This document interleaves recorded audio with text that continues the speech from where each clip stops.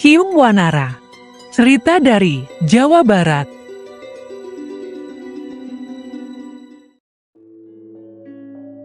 Hai teman-teman, kita bertemu lagi. Sejenak itu akan menyaksikan cerita dari Cyung Wanara, cerita dari Jawa Barat. Oh iya, dari cerita ini kita bisa belajar tentang Cyung Wanara, anak yang ditemukan di sungai, tumbuh menjadi pemuda yang berani dan jujur.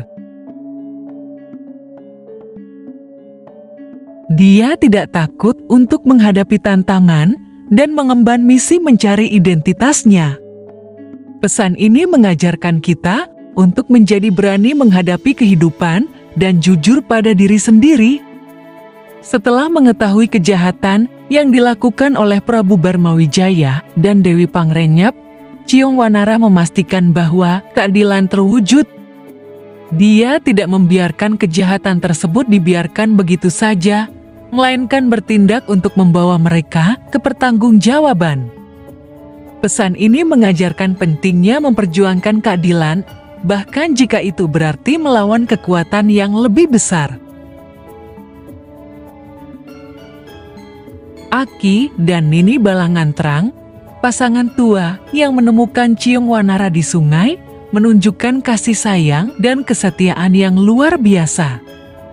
Mereka merawat dan menyayangi Cyung sebagai anak sendiri, meskipun dia bukan darah daging mereka. Pesan ini mengajarkan kita pentingnya kasih sayang dan kesetiaan dalam hubungan manusia. Meskipun terjadi konflik antara Cyung Wanara dan Haryang Banga, akhirnya kedua saudara itu memahami pentingnya perdamaian dan mengakhiri pertempuran. Mereka belajar bahwa berperang satu sama lain bukanlah jalan yang benar dan akhirnya mencapai kesepakatan untuk hidup berdampingan dalam damai. Pesan ini mengajarkan kita pentingnya perdamaian dan penyelesaian konflik dengan cara yang damai. Ketika kebenaran terungkap, Cyung Wanara menerima ibunya, Dewi Naganingrum, meskipun sebelumnya dia dipandang sebagai pengkhianat. Dia memperlihatkan sikap pengampunan dan penerimaan yang luar biasa, menunjukkan bahwa orang dapat berubah dan layak mendapat kesempatan kedua. Pesan ini mengajarkan kita tentang pentingnya pengampunan dan penerimaan terhadap orang lain. Dengan kemampuan supranatural yang dimilikinya, Raja Prabu mengetahui bahwa menterinya yang bernama Arya Kebonan ingin menjadi seorang raja. Oleh karena itu, ia pun memanggil Menteri Arya Kebonan menghadap. "Hai Arya Kebonan, kemarilah, aku ingin berbicara," kata raja. "Baik, hamba menghadap yang mulia," kata Arya Kebonan. "Arya Kebonan, aku akan mengangkatmu menjadi raja sementara kerajaan Galuh selama aku pergi untuk bermeditasi. Tetapi ada syarat yang akan aku berikan untuk engkau, yakni dalam memerintah kerajaan. Engkau harus lakukan dengan benar untuk kesejahteraan kerajaan kita, dan juga engkau harus menjaga kedua istriku dengan baik, selayaknya aku menjaga mereka. Dan juga, engkau hanya harus berpura-pura di depan rakyat saja, bahwa Dewi Pangrenyap dan Dewi Naganingrum adalah istrimu," kata Raja Prabu. "Baiklah, hamba akan lakukan apa perintah dari Yang Mulia," Arya Kebonan menyanggupi. "Akan aku ubah penampilanmu menjadi seorang pria yang gagah serta tampan. Dan namamu adalah Prabu Barmawijaya. Beritakan pada semua orang bahwa raja telah menjadi lebih muda, dan aku sendiri akan pergi ke suatu tempat rahasia. Dengan demikian engkau akan menjadi raja dari kerajaan ini," kata Raja Prabu. Setelah perintah itu diucap raja yang baru, atau kita sebut Prabu Barmawijaya alias Arya Kebonan, kemudian mengumumkan bahwa dirinya adalah Sang Prabu Permanadikusuma yang telah berubah menjadi lebih muda 10 tahun. Ia juga kemudian mengumumkan pergantian namanya dari Prabu Permanadikusuma menjadi Prabu Barmawijaya. Penghuni istana dan rakyat kerajaan Galuh mempercayai pengumuman tersebut, kecuali Uwa Batara Lengser yang mengetahui perjanjian antara raja dan Menteri Arya Kebonan. Setelah diangkat menjadi raja, Prabu Barmawijaya seolah lupa dengan perjanjiannya dengan sang Prabu terdahulu. Arya Kebonan menjadi angkuh dan memerintah kerajaan sesuka hatinya. Ia juga sering mengejek Uwa Batara Lengser yang tidak dapat melakukan apa-apa. Dia juga memperlakukan kedua ratu dengan kasar dan tidak sopan. Kedua permaisuri selalu berusaha untuk menghindarinya, kecuali di depan umum ketika mereka berperilaku seolah-olah mereka istri Prabu Barmawijaya. Pada suatu malam, kedua permaisuri bermimpi hal yang aneh, bahwa ada bulan jatuh di atas mereka. Kedua permaisuri kemudian segera melaporkan mimpi mereka kepada sang raja. Prabu Barmawijaya merasa kaget dan sontak menjadi ketakutan, karena mimpi tersebut biasanya berisyaratkan sebuah pemberitahuan bagi wanita yang akan hamil. Sedangkan hal itu tidak mungkin terjadi karena ia tidak pernah memperlakukan kedua permaisuri sebagai istri pada umumnya selain di depan rakyat. Dalam kebingungan, sang raja memutuskan untuk memberitahu Uwa Batara Lengser yang kemudian mengusulkan untuk meminta bantuan dari seorang pertapa bernama Ajar Sukaresi untuk menjelaskan mimpi yang janggal tersebut. Wahai Uwa Batara Lengser, aku ingin meminta nasihat darimu mengenai masalahku. Kedua permaisuri bermimpi bahwa ada bulan jatuh di atas mereka. Ini adalah pertanda bahwa mereka berdua akan segera hamil. Padahal sehelai pun aku tak pernah menyentuh mereka. Sekarang apa yang harus aku lakukan, Uwa Batara? Tanya Prabu Barmawijaya. Begini saja Baginda. Bagaimana kalau kita meminta bantuan dari seorang pertapa sakti untuk menjelaskan mimpi yang janggal tersebut? Pertapa sakti itu bernama Ajar Sukaresi, kata Uwa Batara. Baik, ku perintahkan engkau memanggil si pertapa ke istana, kata Prabu Barmawijaya setuju. Setelah mendapat perintah, Uwa Batara Lengser kemudian bergegas mendatangi kediaman si pertapa sakti untuk mengajaknya ke istana bertemu sang raja. Dan yang sebenarnya, pertapa tersebut tidak lain adalah Raja Prabu Permanadikusuma. Begitu si pertapa tiba di istana, Prabu Barmawijaya langsung bertanya tentang arti mimpi itu. Kabar baik yang mulia, karena kedua permaisuri akan mendapatkan seorang anak, jawab pertapa Ajar Sukaresi.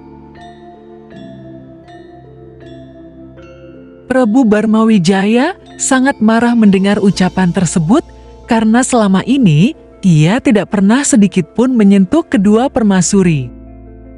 Ia kemudian bertanya, apakah anak mereka berjenis kelamin perempuan atau laki-laki? Izin yang mulia, keduanya adalah anak laki-laki yang mulia, jawab pertapa Ajar Sukaresi. Mendengar jawaban tersebut, Prabu Barmawijaya semakin marah. Ia dengan sigap mengambil kerisnya dan langsung menusuk Ajar Sukaresi. Namun hal aneh terjadi, keris itu tiba-tiba bengkok, tak mampu menghunus sang resi. Kenapa Baginda hendak berusaha membunuh hamba? Apakah Baginda ingin aku mati? Baiklah, jika itu yang diinginkan Baginda Raja, aku akan mati, jawab sang pertapa. Kemudian secara tiba-tiba, pertapa itu jatuh ke tanah dan mati. Prabu Barmawijaya yang masih murka, kemudian menendang mayatnya dengan begitu keras hingga terlempar ke dalam hutan. Di dalam hutan, tubuh pertapa Ajar Sukaresi perlahan berubah menjadi seekor naga besar bernama Nagawiru. Beberapa hari setelah kejadian tersebut, ramalan sang resi menjadi nyata, kedua permaisuri hamil. 9 bulan berlalu dan Dewi Pangrenyep melahirkan seorang putra tampan yang ia namakan Haryang Banga. Suatu waktu, ketika Prabu Barmawijaya mengunjungi Dewi Naganingrum yang tengah hamil besar, secara ajaib terdengar suara yang ternyata berasal dari janin dalam kandungan Naganingrum yang belum lahir tersebut mengatakan, Hai Barmawijaya, engkau telah melupakan banyak janjimu. Semakin banyak engkau melakukan hal-hal kejam, kekuasaanmu akan semakin pandai. Mendengar hal itu, tentu raja sangat marah sekaligus takut terhadap ancaman janin tersebut. Lalu terpikirlah siasat bahwa dia ingin menyingkirkan Dewi Naganingrum beserta bayinya dengan bantuan dari Dewi Pangrenyep. Hei Dewi Pangrenyep, bantulah aku menyingkirkan Dewi Naganingrum beserta bayinya, kata Prabu Barmawijaya. Baik Prabu, saya akan membantu engkau, kata Dewi Pangrenyep. Ia mau membantu karena rasa irinya dan juga ia tidak ingin tahta kerajaan jatuh ke tangan anak Dewi Naganingrum. Beberapa hari berselang, kemudian permaisuri Dewi Naganingrum pun merasa akan segera melahirkan. Dewi Pangrenyep dengan siasatnya berpura-pura untuk membantunya.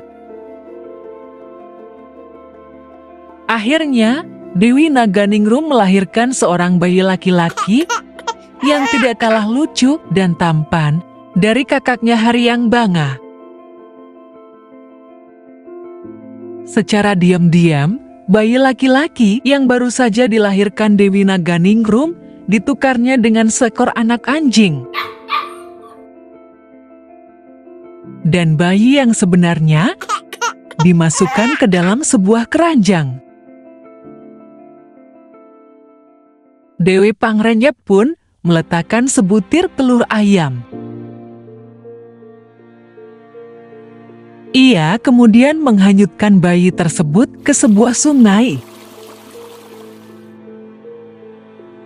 Prabu Barmawijaya berpura-pura kaget mengetahui bahwa Dewi Naganingrum melahirkan seekor anak anjing. Ia kemudian dengan senang hati memerintahkan hukuman mati atas Dewi Naganingrum karena dia telah melahirkan seekor anak anjing yang pada saat itu dianggap sebagai kutukan dari para dewa. Uwa Batara Lengser yang mendapat perintah untuk melaksanakan eksekusi tersebut tidak mampu menolak perintah dari raja. Dia kemudian membawa Dewi Naganingrum yang malang ke dalam hutan. Namun dia tak sampai hati membunuhnya, ia bahkan membangunkan sebuah gubuk yang bagus untuk sang permaisuri beristirahat. Setelah gubuk itu selesai dibuatnya, dengan terpaksa Ki Lengser meninggalkan Naganingrum seorang diri. Sebelum ia pergi, ia pun berjanji akan sering mengunjunginya. Maafkan hamba Gusti. Hamba mendapat perintah keji untuk membunuh Gusti. Hanya inilah yang mampu hamba lakukan untuk melindungi Gusti. Sekarang Gusti tinggallah di gubuk sederhana ini. Hamba berjanji akan sering mengunjungi Gusti, kata Uwa Batara Lengser. Kemudian, ia kembali menuju istana. Dan permaisuri tinggal di sebuah gubuk kecil di tengah hutan seorang diri. Naganingrum sangat berharap keajaiban tiba dan suatu hari nanti ia dapat bertemu dengan putra kandungnya.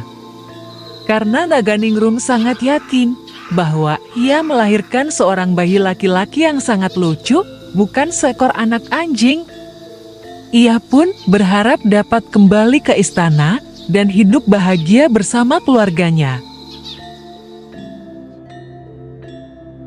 Ki Lengser pun segera kembali ke istana.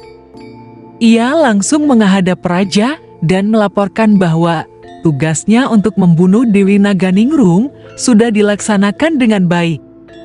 Untuk membuktikan bahwa ia sudah melaksanakan tugasnya, ia membasahi senjatanya dengan darah binatang buruan yang ia temui di dalam hutan.